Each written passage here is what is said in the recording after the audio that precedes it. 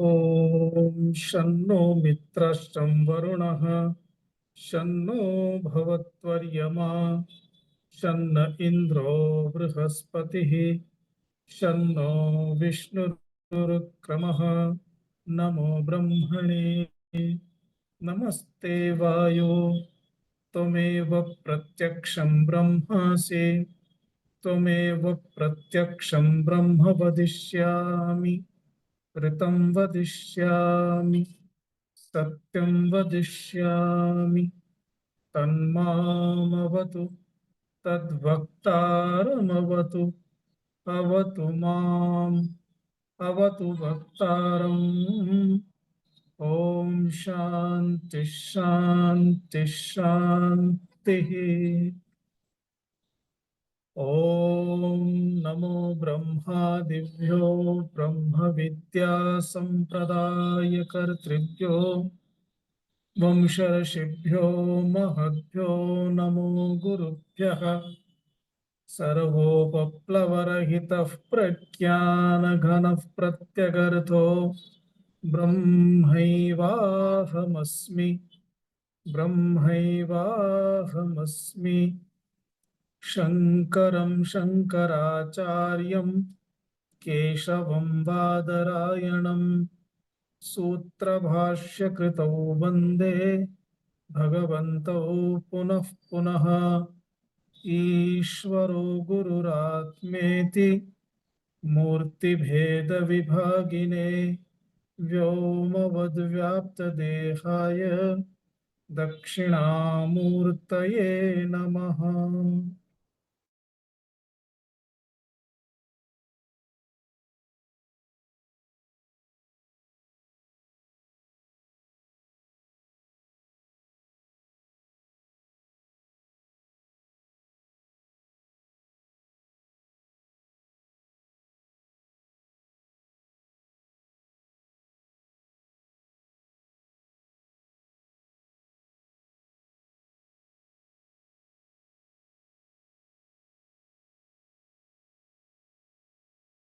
स्वयं व्यासेन ग्रथितां पुराणमुनिना मध्ये महाभारतम् अद्वैतामृतवर्षिणीं भगवतीम् अष्टादशाध्यायिनीम् अम्ब त्वामनुसन्दधामि भगवद्गीते भवद्वेषिणीम्। यं ब्रह्मा वरुणेन्द्ररुद्रमरुतः स्तुन्वन्ति दिव्यैस्तवैः वेदैः साङ्गपदक्रमोपनिषदैः गायन्ति यं सामगाः। ध्यानावस्थिततद्गतेन मनसा पश्यन्ति यं योगिनः तस्यान्तं न विदुःसुरासुरगणा देवाय तस्मै नमः देवाय तस्मै नमः।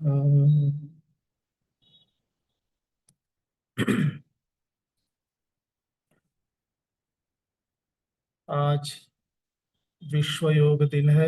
आप सबको विश्व योग दिन की शुभकामनाएं। एक लंबे अंतराल के बाद हम लोग मिल रहे हैं। आप लोगों ने पूर्व पाठ को भी एक बार तो देखा होगा, अवलोकन करके आए ही होंगे। अभी तक का प्रकरण ये है कि महाभारत का युद्ध जिसमें 10 दिन पूरा हो गया, उसके बाद जब भीष्म पितामह शरशैया पर पड़े और धृतराष्ट्र के पास बैठे हुए संजय के मुंह से जब एक उद्गार निकला, आह, दुख पूर्वक वचन निकला, तो परिणामतः धृतराष्ट्र के मुख से प्रश्न निकला कि क्या हुआ। हमारे यानी धृतराष्ट्र के पुत्रों ने, उनकी सेना ने, और पांडु पुत्रों ने, उनकी सेना ने, दोनों में क्या क्या हुआ, इस प्रकार जब पूछा तो वहां से वर्णन प्रारंभ किया। मुख्यतः इसमें भगवान का जो उपदेश है वह उपदेश का प्रकरण हमारे सामने चल रहा है, जिसमें आरंभ में दोनों सेनाओं का वर्णन किया। दोनों सेनाओं में सेनापति और जो भी बड़े बड़े वीर, महावीर, रथी, अतिरथी, योद्धा, महायोद्धा, उनका उल्लेख किया। और फिर युद्ध का घोष प्रारंभ हुआ, शंख बजा, दोनों सेनाओं ने शंख बजाए और तुमुल नाद भी हुआ। इधर पांडवों की सेना से जब शंख बजा, विशेष करके अर्जुन का शंख, भीम का शंख, युधिष्ठिर इत्यादि का शंख, भगवान श्री कृष्ण का शंख, जब इन सभी शंखों के शब्दों को सुना तो सुन करके कौरवों की सेना में जितने भी सेनापति और सेना के जितने भी सेनानी थे, जितने भी योद्धा थे, उन सबके हृदय तक ये आवाज पहुंची और उनकी धड़कनें बढ़ गई। उसे कुछ शब्दों में व्यक्त करते हुए 19वें श्लोक में बताया था, सघोषोधार्त राष्ट्राणाम हृदयानि व्यदारयत् नभश्च पृथ्वीं चैव तुमुलो व्यनुनादयन्, ऐसा कहा गया था।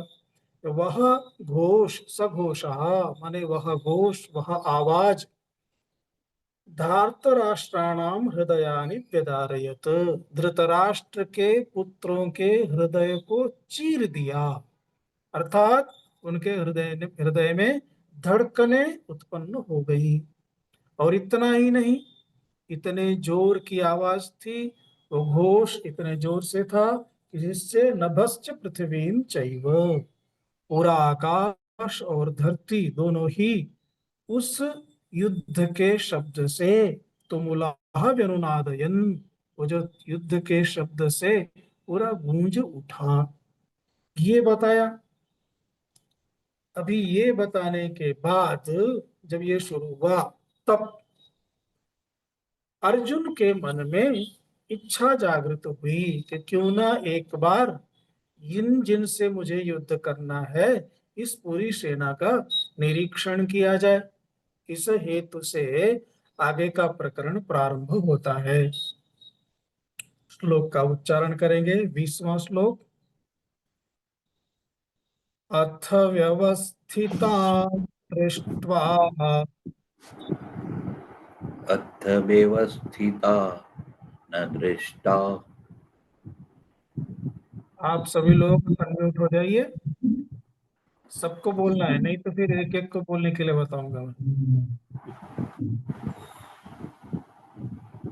माया प्रकाश पांडे जी, उर्मी बहन, वर्षा भूमि, संतानी जी, और भी जितने भी हैं सभी अनम्यूट हो जाइए। सबका आवाज आनी, सबकी आवाज आनी चाहिए।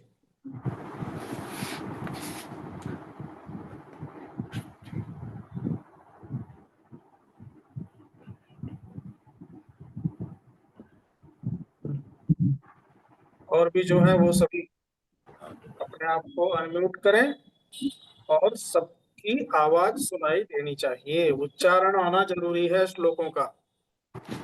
अथ व्यवस्थितान् दृष्ट्वा, अथ व्यवस्थितान् दृष्ट्वा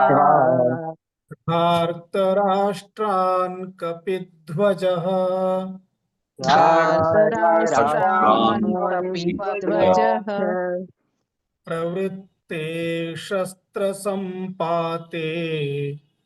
प्रवृत्ते शस्त्रसम्पाते धनुरुद्यम्य पाण्डवः धनुरुद्यम्य पाण्डवः ऋषिकेशं तदा वाक्यम् ऋषिकेशं तदा वाक्यम् इदमाह महीपते इदमाह महीपते अर्जुन उवाच अर्जुन उवाच सेनयोरुभयोर्मध्ये सेनयोरुभयोर्मध्ये रथं स्थापयमेच्युत। रथं स्थापयमेच्युत। आप लोग एक बार सब कोई मिलकर के बोलिए। अथ अथ व्यवस्थितान् दृष्ट्वा धार्तराष्ट्रानपि ध्वजः प्रवृत्ते शस्त्रसम्पाते धनुरुद्यम्य पाण्डवः ऋषिकेशं तदा वाक्यम् इदमाह महीपते।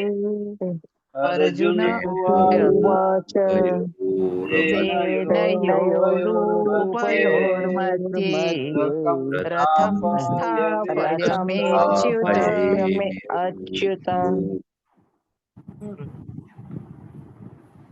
एक बार शब्द विच्छेद देख लेते हैं अभ्यास की दृष्टि से।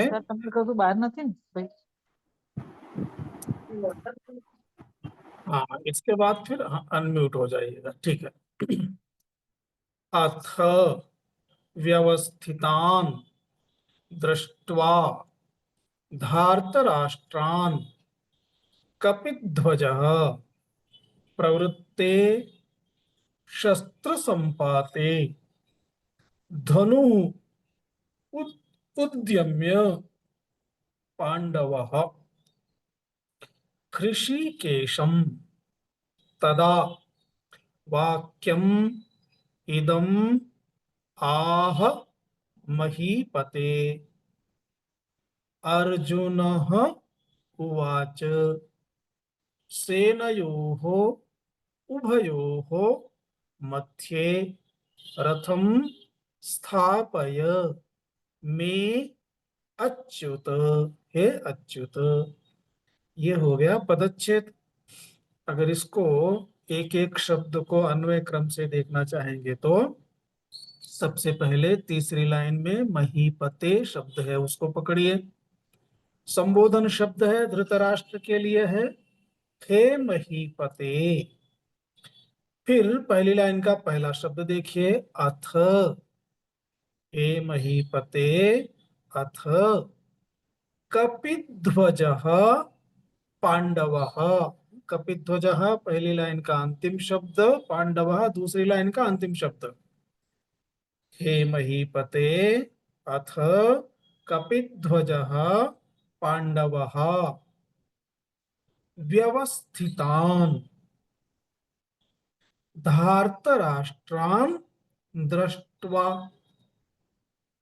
तदा शस्त्र संपाते प्रवृत्ते धनुः उद्यम्य हृषीकेशम् इदं वाक्यम् आह। हे अच्युत मे रथम उभयोः सेनयोः मध्ये स्थापय। ये अन्वय हो गया, अर्थात एक एक शब्द को लाइन में लगाना। अभी इसका एक एक शब्द का अर्थ देख लेते हैं। सबसे पहले है महीपते। हे महीपते। हे महीपते अर्थात हे राजन। राजा धृतराष्ट्र के लिए ये संजय का संबोधन है, क्योंकि संजय एक एक जो कुछ भी हुआ उसका वर्णन कर रहा है। तो इस समय अभी आगे के प्रकरण में क्या है, तो अर्जुन ऋषिकेश को अपने रथ को दोनों सेनाओं के बीच में ले जाने के लिए कहते हैं, और उस चीज को, इस प्रसंग को संजय धृतराष्ट्र को सुना रहा है। इसलिए संजय ने संबोधन किया हे महीपते, हे राजन। फिर आगे का प्रकरण बताने के लिए कहा अथ, माने इसके बाद अर्थात जब दोनों सेनाओं के सभी लोगों ने शंख फूंक दिए, युद्ध की घोषणा हो गई, चारों तरफ से रणभेरियां बजने लगी। उस शब्द, वह जो युद्ध का शब्द है, आकाश पृथ्वी दोनों में व्याप्त हो गया। लोगों की धड़कनें बढ़ गई। स्वाभाविक है, जब युद्ध प्रारंभ होगा तो धड़कनें तो बढ़ेंगी ही। तो ये इतना होने के बाद अथ, उसके बाद उसके बाद क्या हुआ? तो कपिध्वज पांडव, पांडव अर्थात पांडुपुत्र अर्जुन, ये अर्जुन के लिए है। और अर्जुन का संबोधन है कपिध्वज। तो कपिध्वज पांडव अर्थात जिसके रथ पर कपि का ध्वज है, उसको कहेंगे कपिध्वज।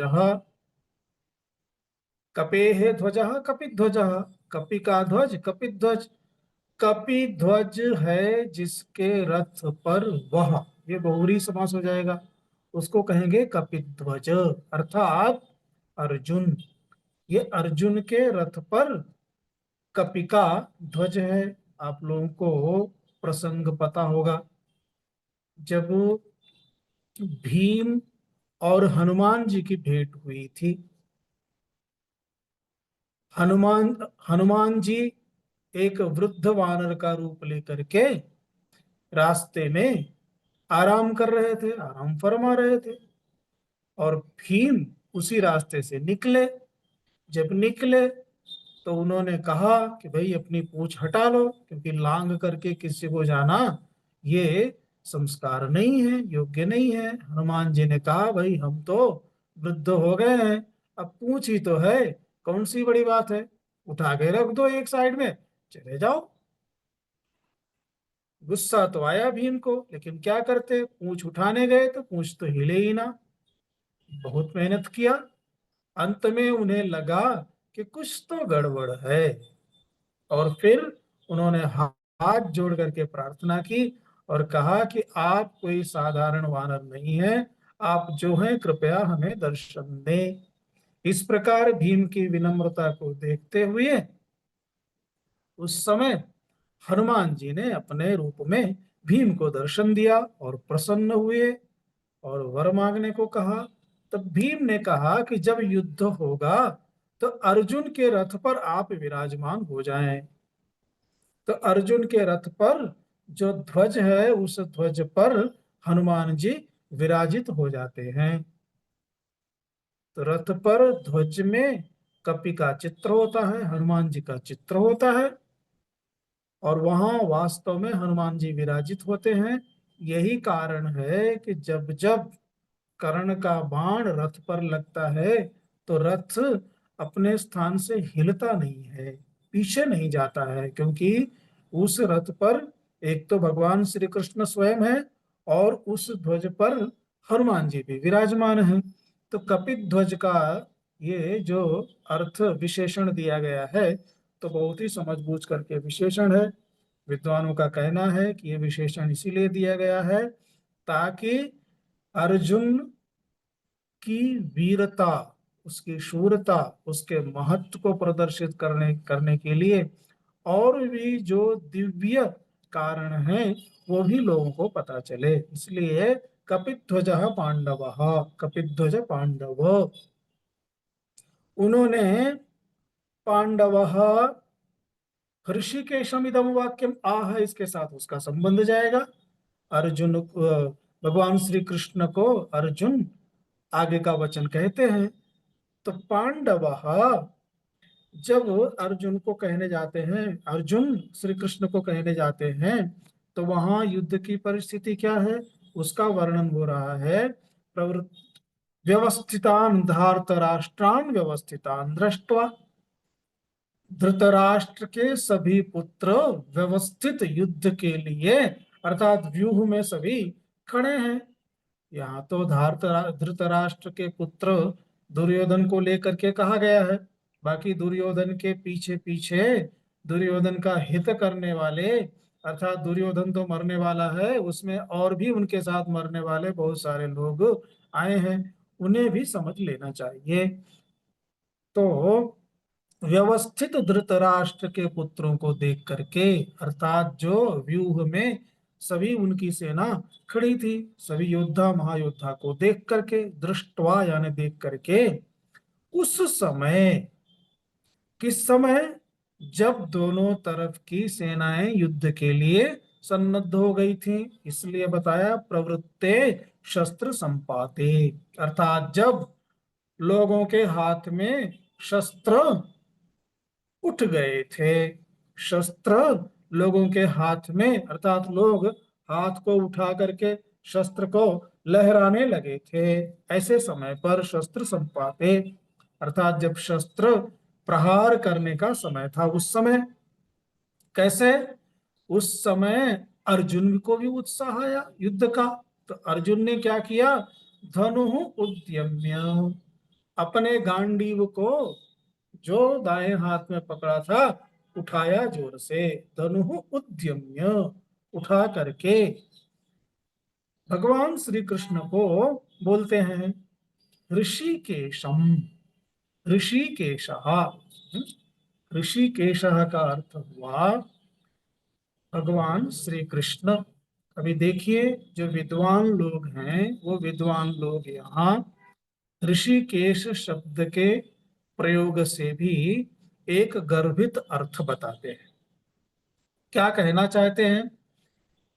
यहाँ पर ये युद्ध के 10वें दिन, 10वां दिन है, 10वें दिन जब ये परिस्थिति उत्पन्न हुई है, पितामह भीष्म ने पांडवों की सेना को तहस नहस किया है, काफी सैनिकों को मृत्यु के पार उतार दिया है, कौरवों का भी नुकसान हुआ है, और इसमें अभी भी, अर्थात भीष्म पितामह के गिरने के बाद भी धृतराष्ट्र के पुत्र तो बचे हैं।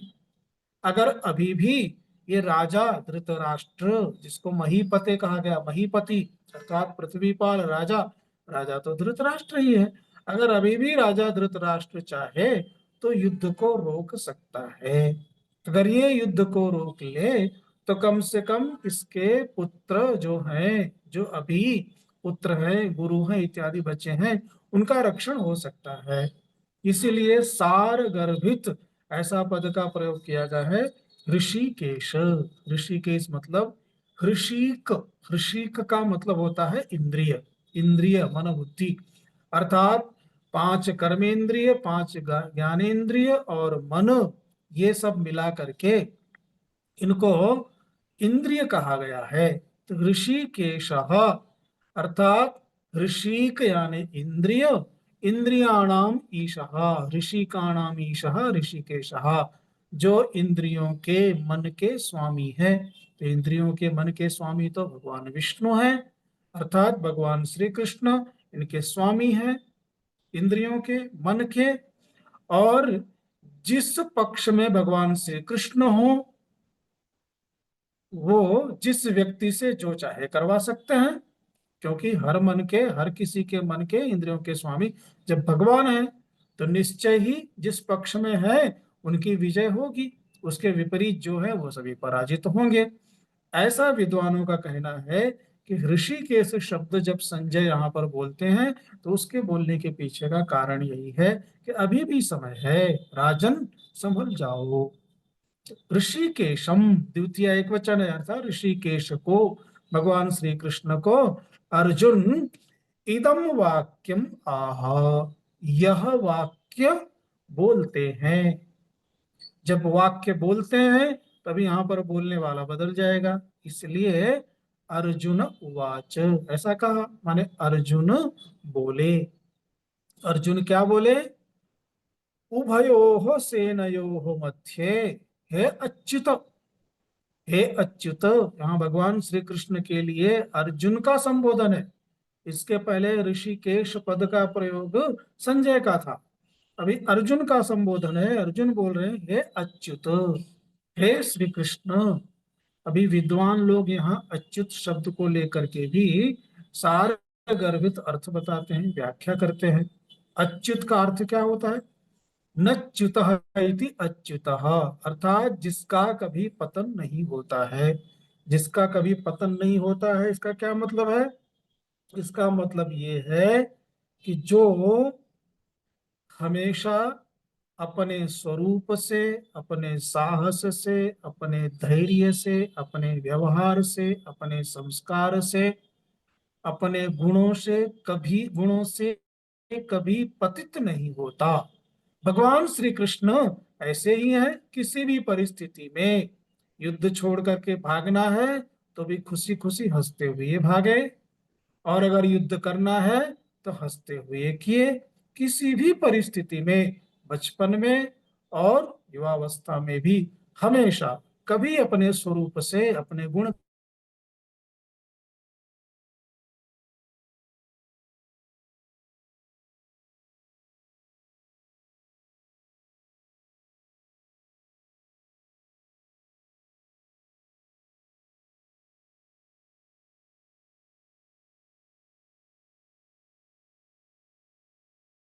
ईश्वर है, परमात्मा है।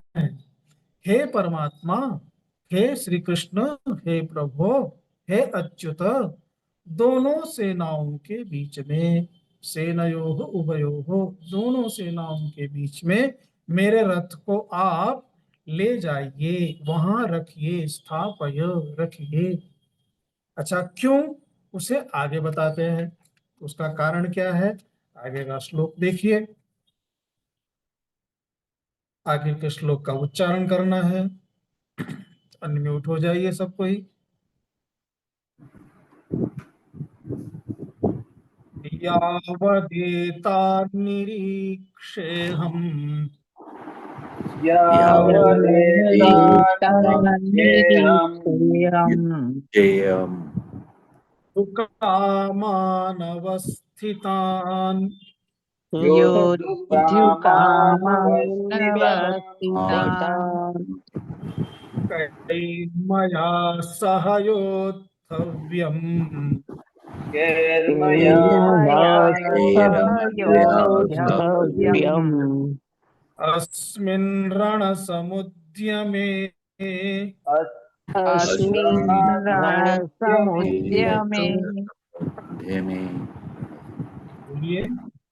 यावदेतान्निरीक्षेऽहम् योद्धुकामानवस्थितान् कैर्मया सह योद्धव्यम् अस्मिन् रणसमुद्यमे।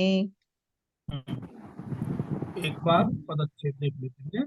यावत् तान् निरीक्षे अहम् योद्धुकामान् अवस्थितान् कैः मया सह योद्धव्यम् अस्मिन् रण समुद्यमे।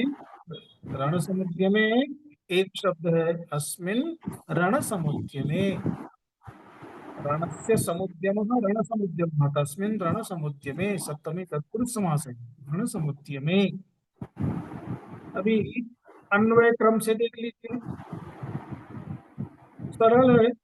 यावत् अहम, मिला सबको? यावत् अहम अवस्थितान् योद्धुकामान् एतान् निरीक्षे। यावत् अहम अवस्थितान् योद्धुकामान् एतान् निरीक्षे। अस्मिन् रणसमुद्यमे, अस्मिन् रणसमुद्यमे मया कैः सह योद्धव्यम्। ये अन्वय हो गया। अन्वय से अर्थ सरल हो जाता है। इसका अर्थ है यावत। यावत का मतलब होता है जब तक, यावत तावत, जब तक तब तक, यावत, अर्थात आप मुझे इन दोनों सेनाओं के बीच में ले चलिए। युद्ध करने से पहले अभी मैं थोड़ा इन सबका निरीक्षण कर लूं, ऐसा कहना चाहते हैं। इसलिए कहा यावत, यावत अहम, अहम अर्थात मैं अर्जुन, अवस्थितान योद्धुकामान एतान, अवस्थित, अवस्थित अर्थात यहाँ पर सभी जो इकट्ठे हुए हैं, सब जो आए हुए हैं, इनको, अच्छा ये किस भावना से आए हुए हैं? युद्ध कामान, सभी युद्ध करने की कामना से। कौन? ये सभी, ये सभी अर्थात ये जो सामने विद्यमान है, अर्थात कौरव की पूरी सेना। तो ये सभी युद्ध करने के लिए, युद्ध की इच्छा से यहाँ पर जो इकट्ठे हुए हैं, इन सबको क्या करूंगा? निरीक्षण, मैं इनको जरा अच्छी से देख लूं। नितराम इक्ष निरीक्ष, इक्ष का मतलब होता है इक्षण, देखना। इसी से तो परीक्षण शब्द बनता है, परीक्षा करना, अर्थात अच्छी तरह से देख लेना। और निरीक्षर का मतलब होता है नितराम, बढ़िया से, अच्छे से मैं देख लूं कि ये कौन कौन मुझसे लड़ने के लिए आए हैं, अर्थात मुझे किन किन से युद्ध करना है। इसका मतलब हुआ मेरे युद्ध के लायक जो होंगे वही मुझसे लड़ने आएंगे। मेरे सामने मरने के लिए तो कोई नहीं आ जाएगा, वही आएगा जो अपने आप को कुछ समझता होगा। तो जो अपने आप को कुछ समझता है, ऐसे कौन कौन है, जरा मैं इनको एक बार देख लूं, कौन कितनी देर तक टिकने वाला है मेरे सामने। ये सोच करके क्या कहा? अस्मिन रण समुद्य में, इस रण समुद्यम में, समुद्यम का मतलब होता है उद्यम यानी प्रवृत्ति। समुद्यम यानी जो अच्छी तरह से सोच विचार करके इसमें प्रवृत्त हुए हैं। किसमें? रण में। तो इस रण के महासंग्राम में, इस प्रवृत्ति में, युद्ध की प्रवृत्ति में, अर्थात लड़ने के लिए जो जो लोग उपस्थित हुए हैं, उनमें मया कई सह योद्धव्यम, मया को, या मेरे द्वारा किनके किनके साथ युद्ध होना है, मुझे किसके किसके साथ में लड़ना है। इसका तात्पर्य हुआ मया कई विसह, कई ही माने किन के साथ। जैसे कर्ण है तो उनके साथ लड़ना होगा, और आचार्य है उनके साथ लड़ना होगा, भीष्म पितामह है उनके साथ लड़ना होगा। ये समझ लीजिए, ये भले ही संजय ने 10वें दिन कहना प्रारंभ किया, लेकिन जो प्रवृत्ति, जो घटना बता रहे हैं, वर्णन किस दिन का है? प्रथम दिन का है। क्योंकि भगवत गीता का उपदेश युद्ध प्रारंभ होने से पहले ही हो गया था, इसलिए प्रथम दिन की प्रवृत्ति है। आनंद जी आप अनम्यूट हो जाइए, थोड़ी आवाज आ रही है।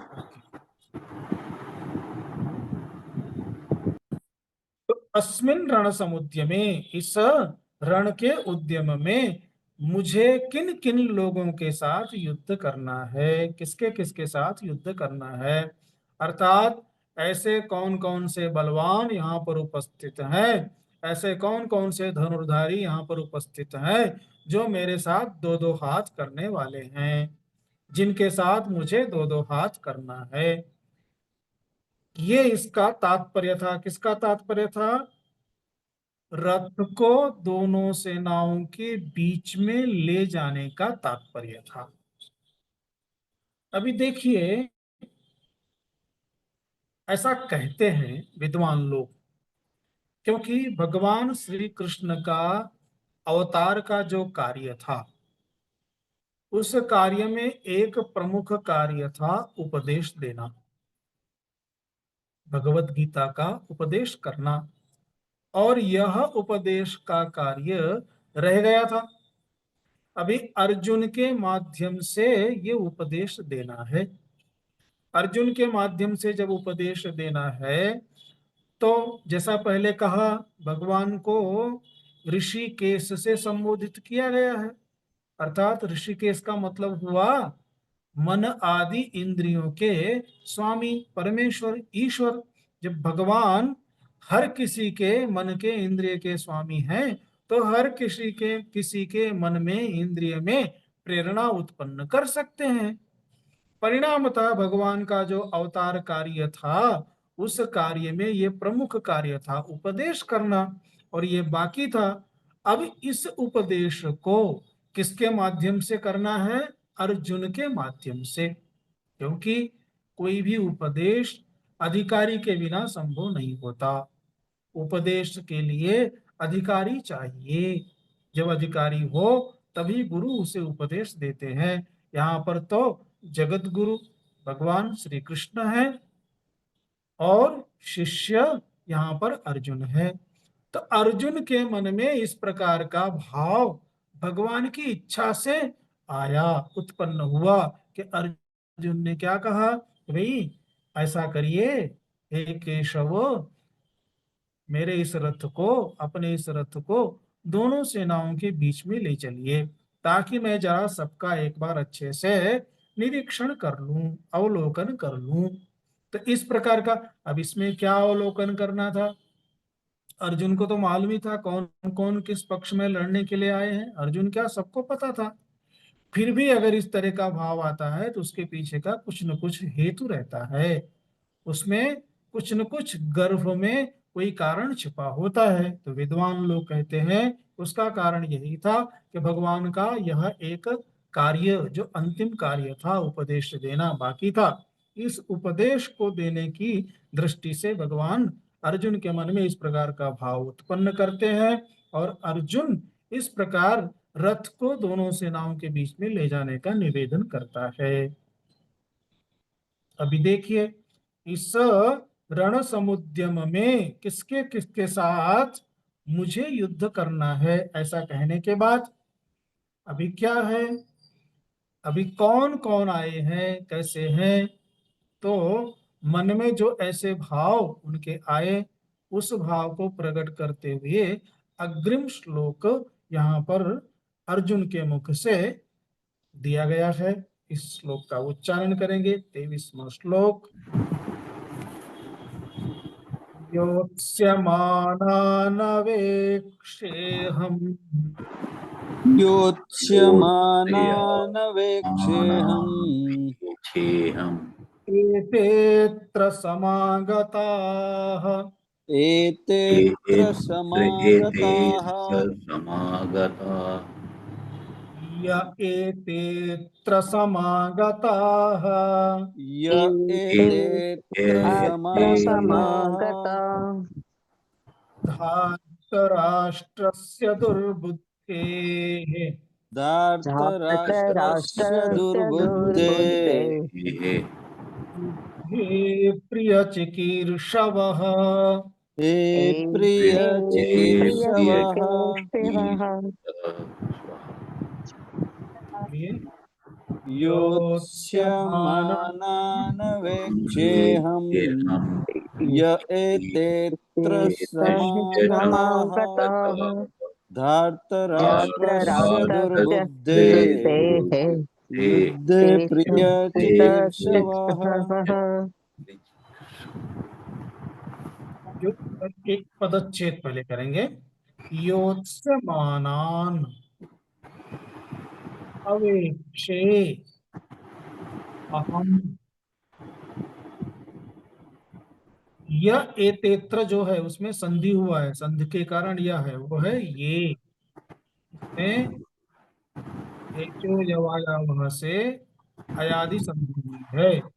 यह एतेत्र यानी ये, एते अत्र समागतः भारत राष्ट्रस्य दुर्बुद्धेः युद्धे प्रियचिकीर्षवः। ये हो गया पदच्छेद। इसको क्रम में देखते हैं, अन्वय में रख करके। तो सबसे पहले शब्द पकड़िए दुर्बुद्धे है। दुर्बुद्धे है धार्तराष्ट्रस्य। धार्तराष्ट्र का विशेषण शब्द है दुर्बुद्धि। दुर्बुद्धे है धार्तराष्ट्रस्य ये प्रिय चिकीर्षवः। ये एते अत्र समागताः योत्स्यमानान् अहम् अवेक्षे। ये अन्वय हो गया।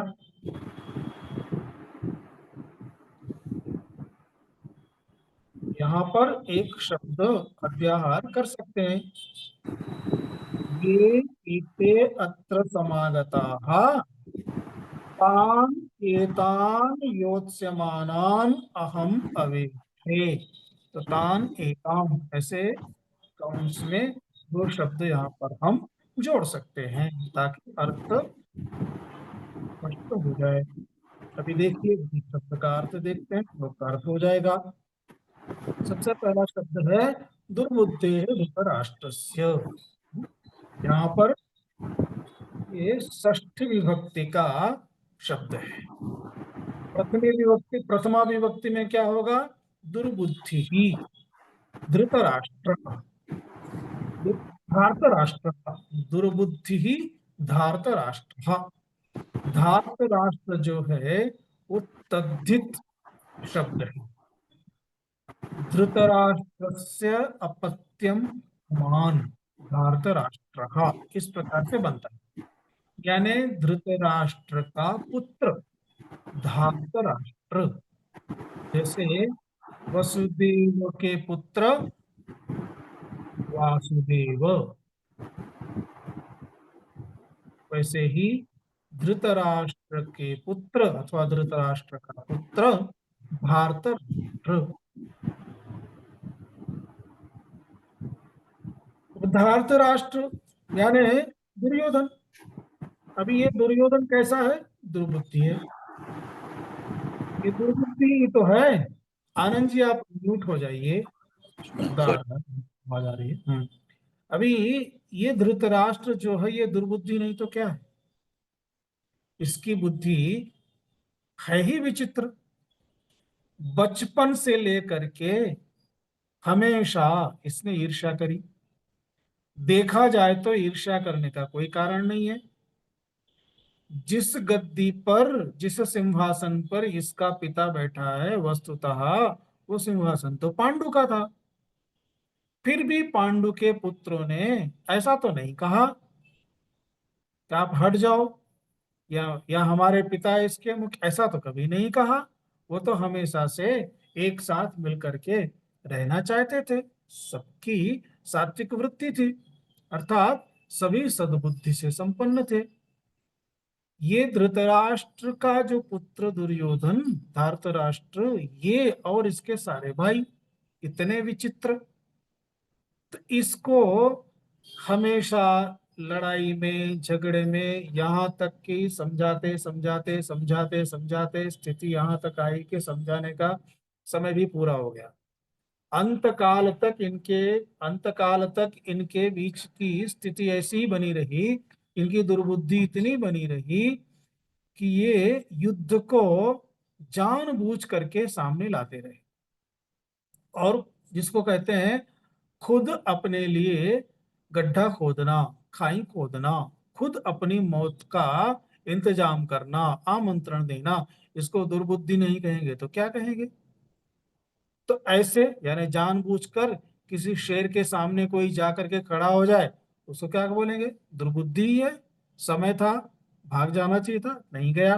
तो ऐसे ये दुर्बुद्धि धृतराष्ट्र का पुत्र धार्तराष्ट्र दुर्योधन, इसका दुर्बुद्धि है धार्तराष्ट्रस्य, अर्थात दुर्बुद्धि दुर्योधन का। अभी इस दुर्योधन का हित करने के लिए आए हैं। प्रिय चिकीर्षव, चिकीर्षा कर्तुम इच्छा चिकीर्षा। अच्छा क्या करने की? प्रियम कर्तुम इच्छा, अर्थात प्रिय करने की इच्छा। उसका कुछ हम अच्छा करेंगे, भला करेंगे।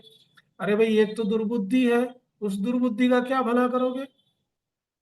अंधेनेव नियमाना यथा अंधा, जैसे उपनिषद में कहा, एक अंधा व्यक्ति दूसरे को ले जाएगा तो कहाँ ले जाएगा? खुद कुएं में जाएगा, उसको भी गिराएगा।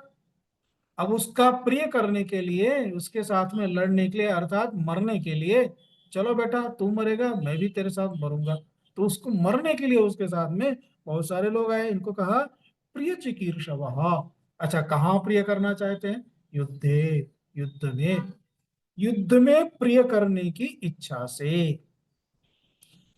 ये एते अत्र समागताः, ये सब लोग जो यहाँ पर आए हुए हैं, उपस्थित हुए हैं, ये सभी, एते अर्थात ये सामने विद्यमान, ये जो अत्र, अत्र अर्थात इस युद्ध के क्षेत्र में, समरांगण में समागताः।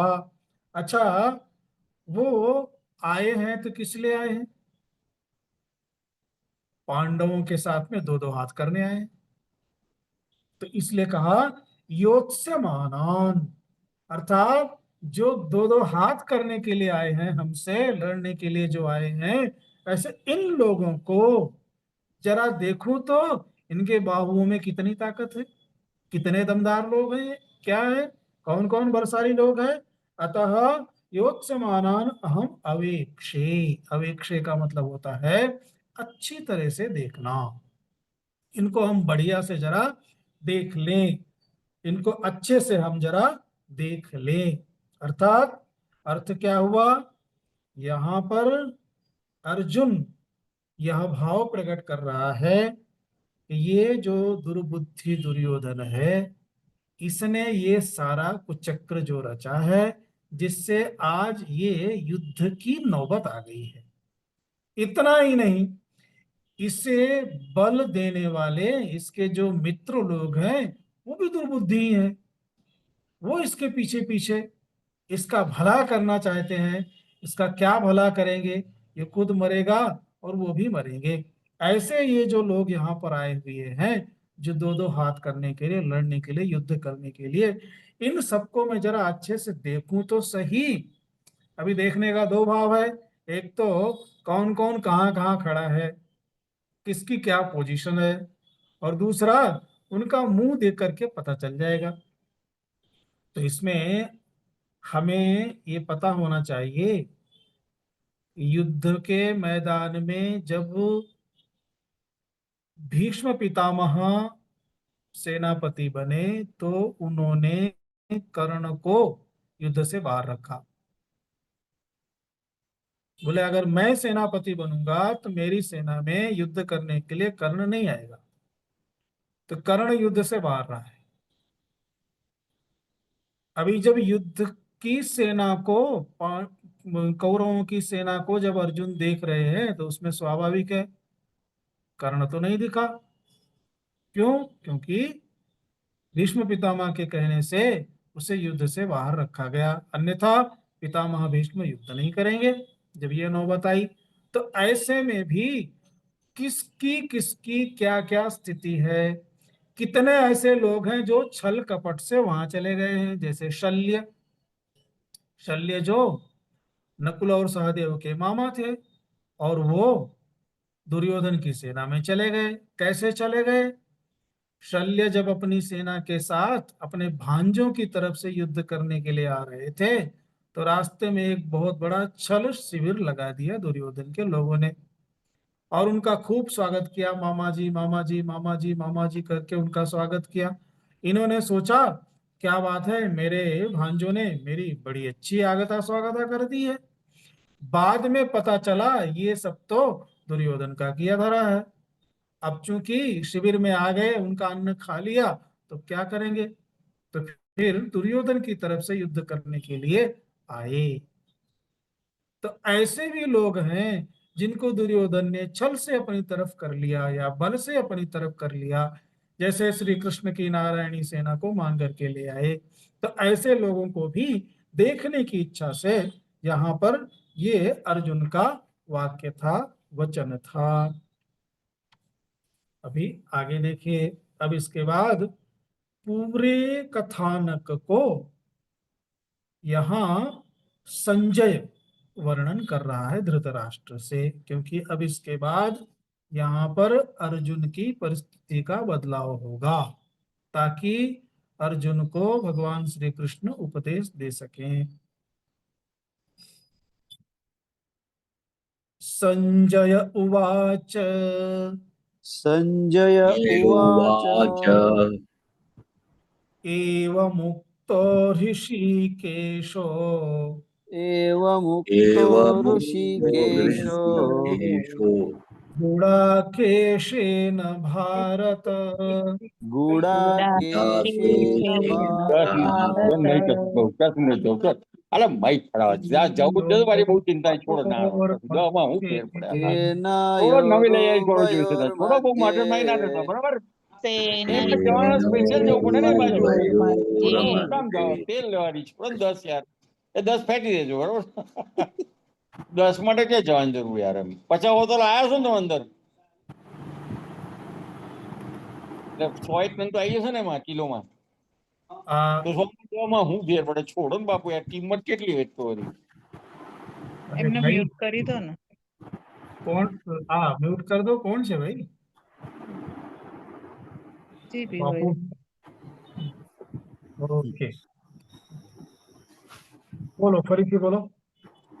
एवमुक्तो ऋषिकेशो गुडाकेशेन भारत सेनयोरुभयोर्मध्ये स्थापयित्वा रथोत्तमम्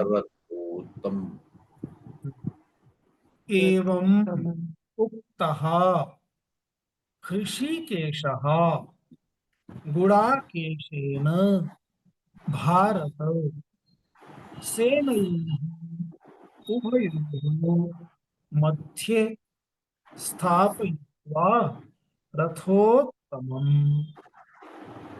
ये एक एक शब्द का पदच्छेद हो गया। आनंद जी म्यूट में आ जाइए।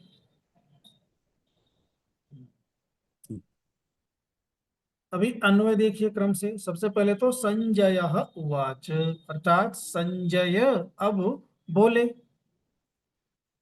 तो क्या बोले? तो सबसे पहले संजय ने संबोधन किया, हे भारत। मिल गया पहली लाइन का अंतिम शब्द, हे भारत। गुडाकेशेन एवं उक्तः ऋषिकेशः उभयोः सेनयोः मध्ये रथोत्तमं स्थापयित्वा, क्योंकि यहाँ पर क्रिया पूरी नहीं हुई है, दूसरे आगे के श्लोक के साथ में इसका अन्वय जाएगा, लेकिन फिर भी पहले हम इतना समझेंगे, फिर बाद में दूसरा श्लोक देखेंगे। हे भारत, यहाँ भारत ये जो संबोधन है, ये संबोधन किसके लिए है? धृतराष्ट्र के लिए। हे भरत कुल श्रेष्ठ,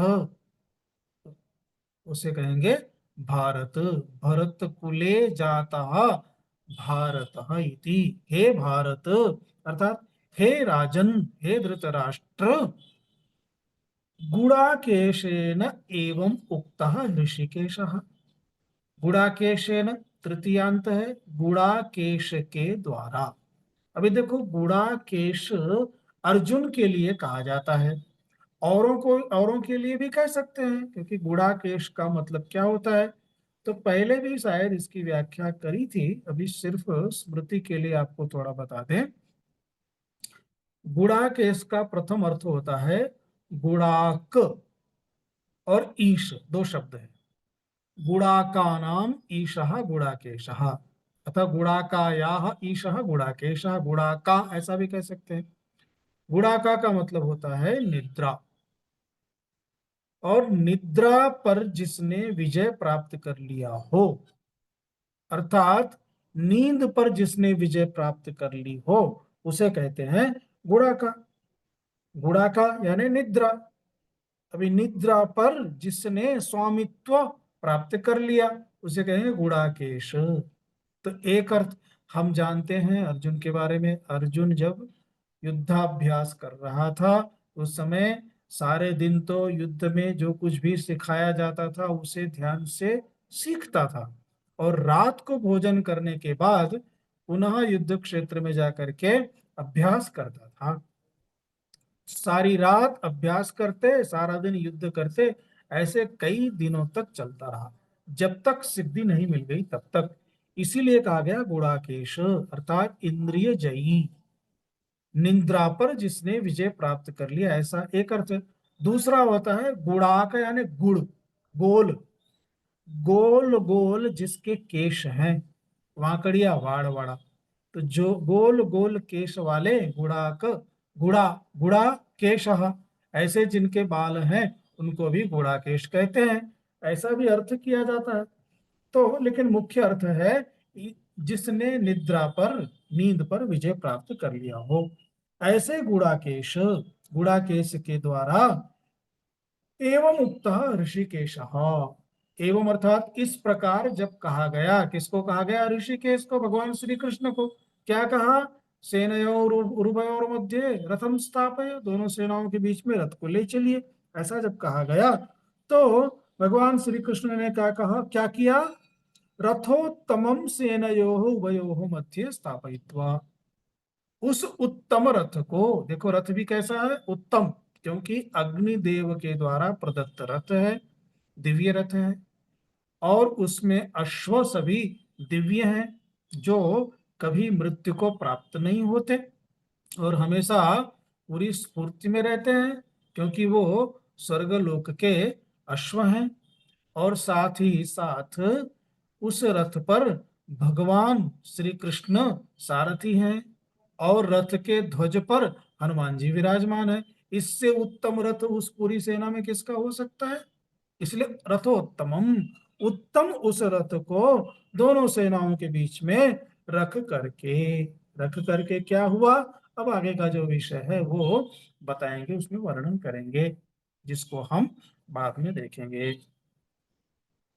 ओम पूर्णमदः पूर्णमिदं पूर्णात् पूर्णमुदच्यते पूर्णमुदस्यते पूर्णस्य पूर्णमादाय पूर्णमेवावशिष्यते।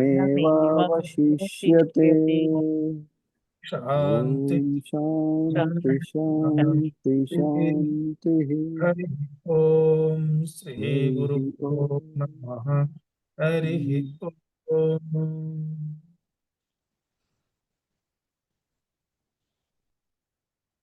ओम। आप लोग बहुत लंबे समय से छुट्टी चल रही थी, इसलिए थोड़ा देर से भी आए। अब थोड़ा इसके बाद अब क्लास नियमित चलेगा, तो समय से आइएगा, थोड़ा देख करके भी आइएगा तो जल्दी लेंगे, क्योंकि अब इसके बाद में जब अर्जुन का विषाद प्रारंभ होगा तब अर्थ की गंभीरता भी प्रारंभ हो जाएगी। अभी तो सामान्य वर्णन है, कुछ विशेषण है जिनके वर्णन थोड़ा सा करते हुए हम आगे बढ़ रहे हैं। इसके बाद में फिर थोड़ा विशेष वर्णन भी प्रारंभ होगा।